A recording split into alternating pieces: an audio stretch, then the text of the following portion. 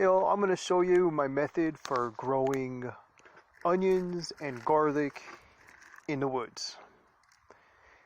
I got these onions that I regrow, always the sweet onion. And then these are California softneck garlic cloves that I bought as bulbs. In this blue bucket here, I have got 16 bulbs of garlic broken up into cloves. And try to leave the paper on, but if it comes off the individual cloves, that's okay. Here's how I process the onion, because unlike cake, you can have your onion and eat it too. So the first thing I do is cut around the top. I cut a circle, ring around the top portion there, where the shoots come out, and I do the same around the root portion of the onion.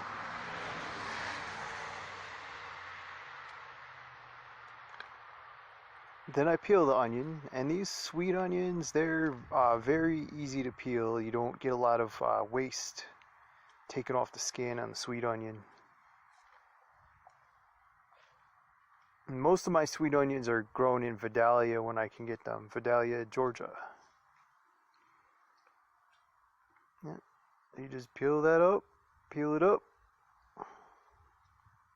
Alright. This reveals the part that you kind of eat. And then, of course, you can use a knife for this. I just grab scissors a lot of time. And then you just cut around from the upper ring and the lower ring to make segments for cooking or eating or whatever. Just kind of come off of there as you cut around. You can cut them as thick or as thin as you like. As you do this, the outer section might break away from the inner section, as this one does. Knock off any loose pieces, and now you have your inner core onion for planting.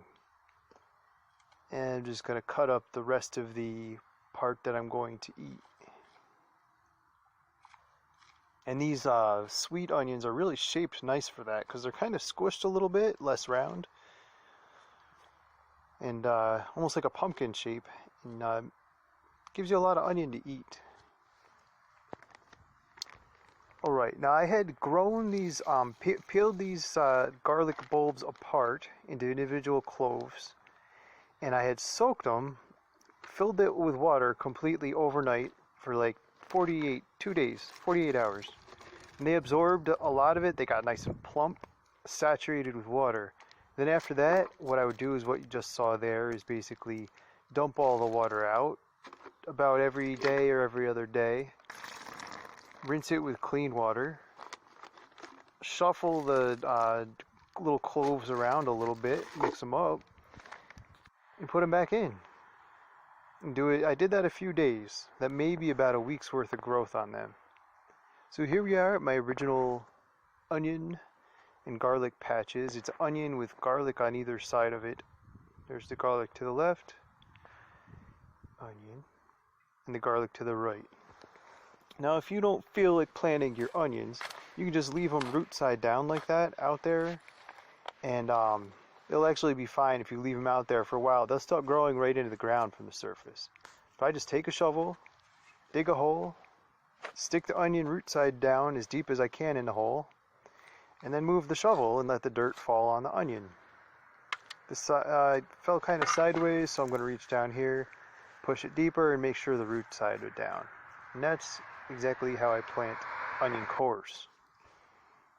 Now, for the garlic, I got this pokey hatchet thing, and I basically make a line in the soil, a trowel that might be called, and you take the garlic clove, make sure it's root side down, some nice roots on that, a little sprout coming out, and in it goes. I could have planted that a little deeper, but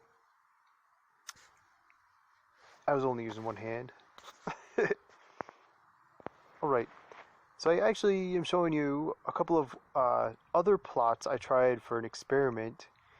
And instead of planting individual cloves, I planted clusters of 3. So 3 clusters of 3 is what I'm showing you, if you can see that. And here's the other one, the other side I did. There's 2 of those experimental plots, and I could only find 2 of the clusters on this side. So I was able to locate 5 out of 6. This is a weeding tool. This is a game changer. You will never have to bend down and weed again with this tool. I only hand pick weeds when I'm getting really precise. For everything else, I use this tool. It's a complete life changer. It's a lot like shaving the weeds out of the ground. And if you really have something deep, like a deeper rooted plant, you can chop at them, almost like a hoe. But you see, I roll the plant material over to the front of the bed. You see, it almost makes like it'll break down into composty mulch type stuff, but it also provides an edge for the bed for water retention, shaping, and choking out anything that might grow on the edge of the bed. Over here is showing you with the original onion garlic plots. I've got everything lined up and planted. See the garlic cloves individually laying in their lines, their troughs. Okay. Added to the other garlic side on the left there. Left another space for onions. Created a whole nother batch of garlic over there. Did 2 lines, 2 troughs in each of those cleaned up experimental beds in the woods. Now, getting this stuff buried in is easy. On this side, man, this used to be clay soil, but look at it now. This is from heavy mulching, no-till, straw, leaves, turkey poo. Just maybe step on a little, pack it down. Now this stuff is clay. This is really hard to work with. Let me tell you. I'm just kind of packing it over the top, trying not to damage the cloves. Now what does this stuff actually look like? I had pre-dug up.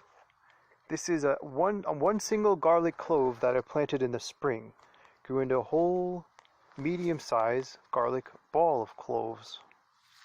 Or a bulb of cloves. Pretty nice gains there. I expect from this planting, if it all lives, I will never have to buy garlic again. I may be even able to sell it, trade it. Alright, now I'm showing you onion. What happens to those onion cores when you plant them? Oh, there's the one I pre-dug up. That actually split into almost like 4 or 5 individual onions, almost similar to the garlic cloves. But yeah, if they had enough space and loose enough soil, they might grow into 4 or 5 whole onions there. Maybe. We'll see. They did produce